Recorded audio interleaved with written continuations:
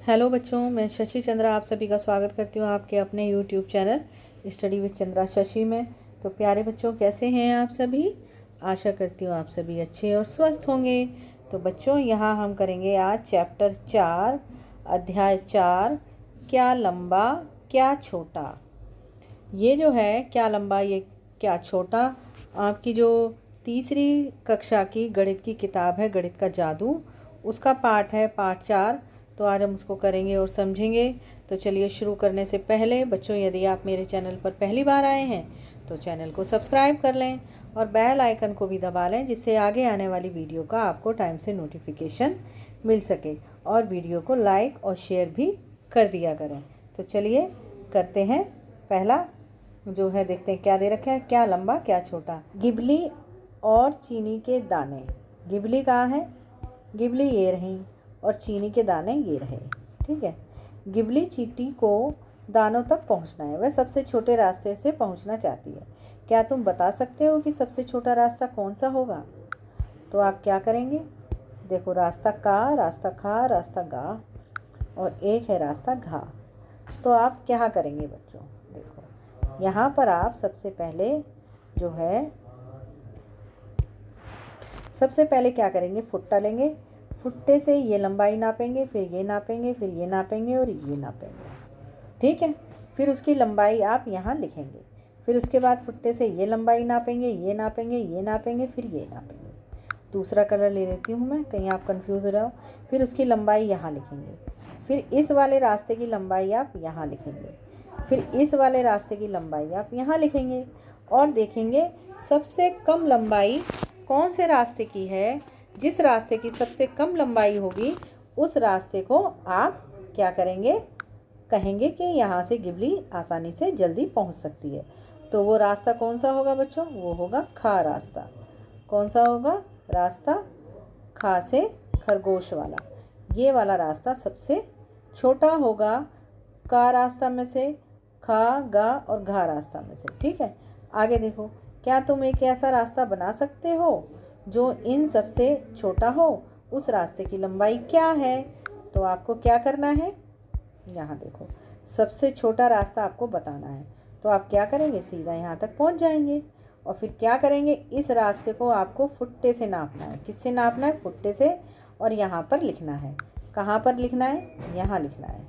ठीक है, कि ये रास्ता कितना लंबा है। अब देखो, मीटर कितना होता है? मीटर कितना होता है? एक लंबा कुर्ता बनवाना चाहता हूँ। कौन कहता है? ये कहता है अपने कुर्ते के लिए 2 मीटर कपड़ा लो। कितना? इसने, टेलर ने बोला कि दुकानदार ने बोला कि इस बच्चे को अपने कुर्ते के लिए 2 मीटर कपड़ा चाहिए। ठीक है, तो आप ये बोलती है और मेरे लिए एक लंबी स्कर्ट बनाने में कितना मीटर लगेगा, मतलब इतनी लंबी स्कर्ट है इसकी। तो इसने क्या बोला दुकानदार ने? 3 मीटर की ज़रूरत है। मतलब कितने की? 3 मीटर की ज़रूरत है इसको। ठीक है, अब देखो यहाँ पर 1 मीटर यहाँ दे रखा है। 1 मीटर बराबर 100 सेंटीमीटर के बराबर होता है। मतलब जो 1 मीटर है, यहाँ पर देखो हमने देखा था 1 मीटर, 1 मीटर कितना होता है? हमने यहाँ पर क्या देखा था? सेंटीमीटर हमने देखे थे। यहाँ पर देखो, दिखाती हूँ फुट्टे में। ये क्या था? ये था सेंटीमीटर। ये क्या था? 1 सेंटीमीटर, 2 सेंटीमीटर, 3 सेंटीमीटर और 4 सेंटीमीटर। ये था सेंटीमीटर। और हमको क्या निकालना है? अब ये कह रहा है मीटर। ठीक है, क्या कह रहा है? मीटर। तो इस तरीके से जब एक एक करके 100 सेंटीमीटर हो जाएंगे। कितने करके? ये देखो इधर दे रखा है साइड में, जैसे 5 सेंटीमीटर, 4 सेंटीमीटर, 6 सेंटीमीटर। इस तरीके से जब गिनती गाते हुए करते हुए हम 100 सेंटीमीटर नाप लेंगे तो वो कितना हो जाएगा? वो हो जाएगा 1 मीटर के बराबर। कितना हो जाएगा बच्चों? 1 मीटर के बराबर। जब हम अपने फुट्टे पर इस तरीके से 100 तक गिनती कर लेंगे, जैसे 100 सेंटीमीटर कर लेंगे, तो वो हो जाएगा 1 मीटर के बराबर। ठीक है, तो इसको कितना मीटर कपड़ा चाहिए? 3 मीटर कपड़े की ज़रूरत होगी इसको। चलो 1 मीटर की रस्सी बनाएं। तुमने दुकानदारों को 1 मीटर रॉड से कपड़ा नापते हुआ देखा होगा। एक रॉड होती है जिससे दुकानदार जो होता है कपड़ा नापता है। 1 मीटर की अपनी रस्सी बनाने के लिए 1 मीटर रॉड और 1 रस्सी का इस्तेमाल करो। मतलब 1 मीटर की अपनी रस्सी बनाने के लिए आप क्या करेंगे, 1 मीटर जो है रॉड और 1 रस्सी का इस्तेमाल करेंगे। आप रस्सी के एक सिरे पर एक गांठ बांध लो, जिससे कि आप भूलो नहीं कि 1 मीटर कहाँ पर था। ठीक है, ये आपने बांध ली एक गांठ। मीटर रॉड की रस्सी के साथ रखो। अब जो मीटर है ये वाला, मतलब जो फुट्टा है, इसको आपने क्या करा, उस रस्सी के बराबर रख दिया इस तरीके से। रस्सी पर 1 मीटर का निशान लगाओ और एक गांठ लगाओ।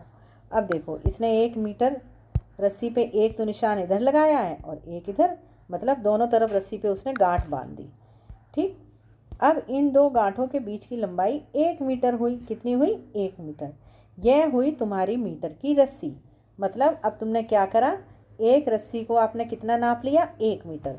अब आप क्या करेंगे, अगर तुम्हें मीटर रॉड ना मिले तो तुम नापने वाले फीते का इस्तेमाल करो। रस्सी पर 100 सेंटीमीटर का निशान लगाओ। 100 सेंटीमीटर पर 1 मीटर के बराबर होते हैं। मतलब 100 सेंटीमीटर कितने के बराबर होते हैं, 1 मीटर के बराबर। 1 मीटर में कितने सेंटीमीटर होते हैं, 100।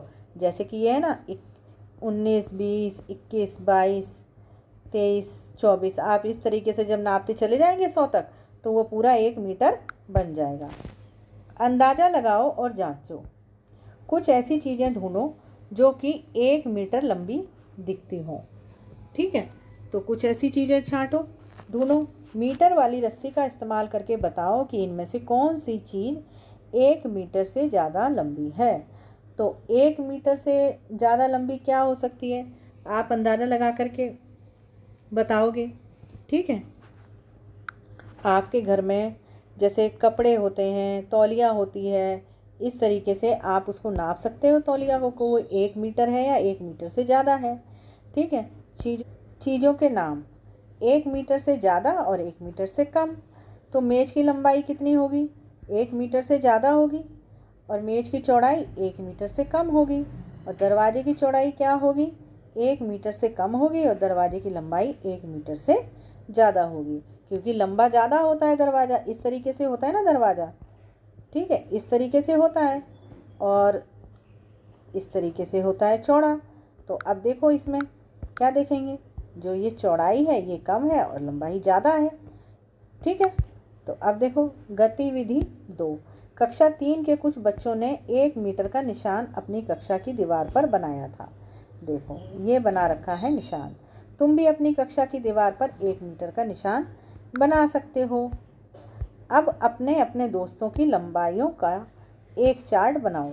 सेंटीमीटर को नापने के लिए तुम अपने छोटे स्केल का इस्तेमाल कर सकते हो। कौन से स्केल का, जो आप अपनी ज्योमेट्री में रखते हैं, 15 सेंटीमीटर वाले स्केल का। क्या कर सकते हो, उसको अपने दोस्तों की लंबाई का एक चार्ट बनाना, और सेंटीमीटर को नापने के लिए तुम छोटे वाले जो स्केल का है उसका इस्तेमाल करो।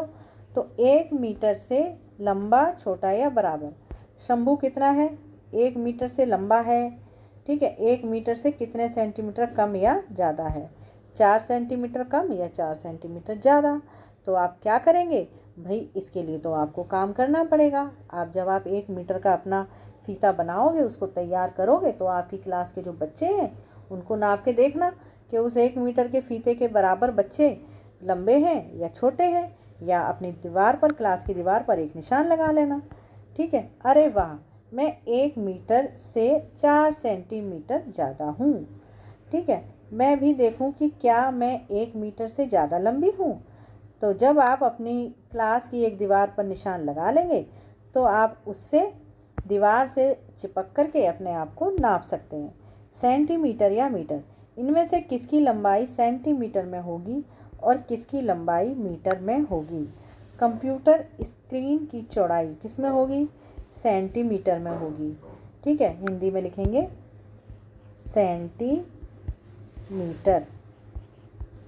सेंटीमीटर में होगी। ठीक है, उस पगड़ी की लंबाई जो सिख पहनते हैं, जो पगड़ी होती है वो बहुत लंबी होती है बच्चों, तो उसकी किस में होगी, मीटर में होगी। सेंटीमीटर से मीटर ज़्यादा बड़ा होता है। ठीक है, देखो दोबारा से लिखते हैं मीटर। क्योंकि जब 100 सेंटीमीटर इकट्ठे होते हैं तब 1 मीटर बनता है। तो 1 मीटर बड़ा हुआ ना 100 सेंटीमीटर से, ठीक है। 1 साल के बच्चे की लंबाई कितनी होगी, 1 मीटर या सेंटीमीटर में? तो 1 साल का बच्चा 1 मीटर का नहीं हो पाता, वो सेंटीमीटर का होगा। कितने का होगा, सेंटीमीटर का। छोटा सा बच्चा होता है। केले की लंबाई किस में होगी, ये भी सेंटीमीटर में होगी। एक है ना, 1 मीटर का केला तो होता ही नहीं कहीं, ठीक। 1 मीटर का तो केले का पेड़ होगा। एक हाथी की कमर का घेरा कितना होगा, ये मीटर में होगा, क्योंकि हाथी बहुत मोटा होता है। जब उसके चारों तरफ हम मीटर के लिए फीता घुमाएंगे तो 1 मीटर से भी ज़्यादा हो सकता है। गन्ने की ऊंचाई क्या होगी, मीटर में होगी, क्योंकि गन्ना तो बहुत लंबा होता है, ठीक है। कुएं की गहराई किस में होगी, कुआं बहुत गहरा होता है, तो वो भी मीटर में होगी, ठीक है। और तुम्हारी माँ की लंबाई किस में होगी, ठीक है, वो सेंटीमीटर में होगी। किस में होगी, सेंटीमीटर में भी नापते हैं, ठीक। कक्षा और मीटर में भी नापते हैं। कक्षा से स्कूल के प्रवेश द्वार की दूरी किस में होगी, मीटर में। तुम्हारे पिता के हाथ की लंबाई सेंटीमीटर में भी होगी और मीटर में भी होगी, ठीक है। सेंटीमीटर भी लिख सकते हैं और मीटर भी लिख सकते हैं, ठीक है। अगला देखो, चलो आगरा चलें। मैरी और वांगचुंग अपने परिवार के साथ आगरा जा रहे थे। वे आगरा कैंट रेलवे स्टेशन पर उतरे, रिक्शे में बैठे और ताजमहल पहुंचे। 3 घंटे वहां खूब मज़ा किया, फिर रिक्शा लिया और पहुंच गए। आगरे का किला देखने लगे। दोपहर को उन्होंने एक बस पकड़ी और फतेहपुर सीकरी की ओर चल पड़े, ठीक है। आगरे का नक्शा, ये है आगरे का नक्शा। क्या है, ये बाबरपुर जंगल, ये आगरे का किला है। फतेहपुर सीकरी की ओर जाने वाला ये क्या है, रोड है। ये ताजमहल है यहाँ पर, और ये यमुना नदी है, ये जो नीले रंग की दिखाई दे रही है। ये रेलवे स्टेशन है क्योंकि यहाँ ट्रेन चल रही है।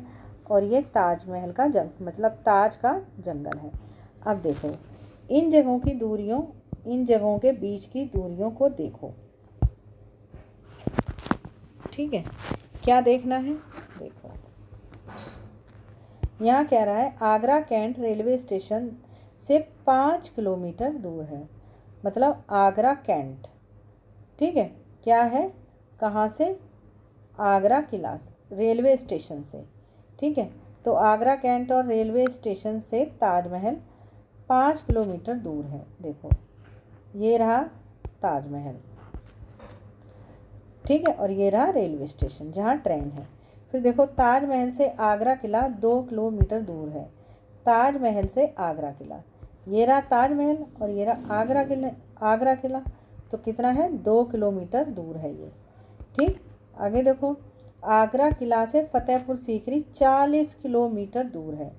अब देखो फतेहपुर सीकरी कहाँ है, ये रहा इधर फतेहपुर सीकरी, तो ये है आगरे का, ये रहा आगरे का किला, और यहाँ से ये रास्ता कितना है, 40 किलोमीटर की दूरी पर है। अब नक्शे को देखकर पता लगाओ रेलवे स्टेशन से ज़्यादा दूर क्या है, ताजमहल या फतेहपुर सीकरी, या निशान रेल की पटरी के लिए है। कौन सी जगह रेल की पटरी के ज़्यादा पास है। अब देखो यहाँ पर रेल की पटरी से कौन सी जगह ज़्यादा पास है, किससे, ताजमहल या फतेहपुर सीकरी से। अब देखो ताजमहल दूर है और फतेहपुर सीकरी पास है, ठीक है।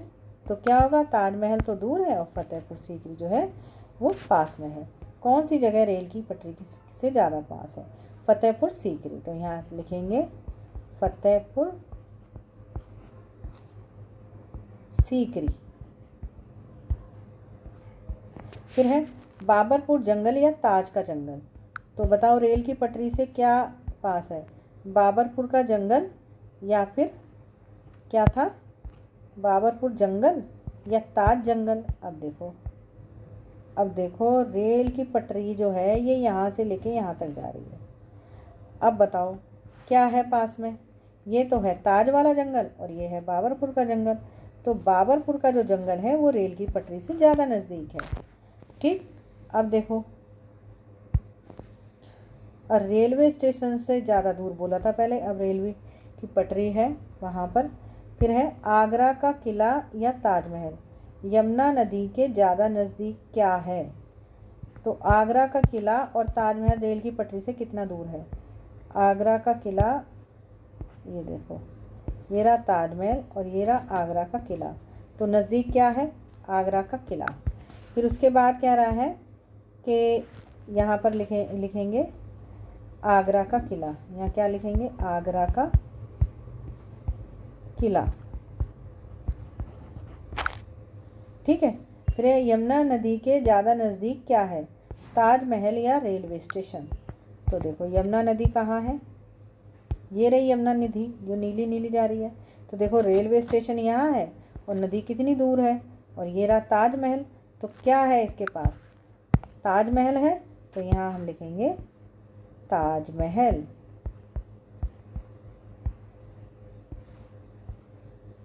ये महल। ठीक है।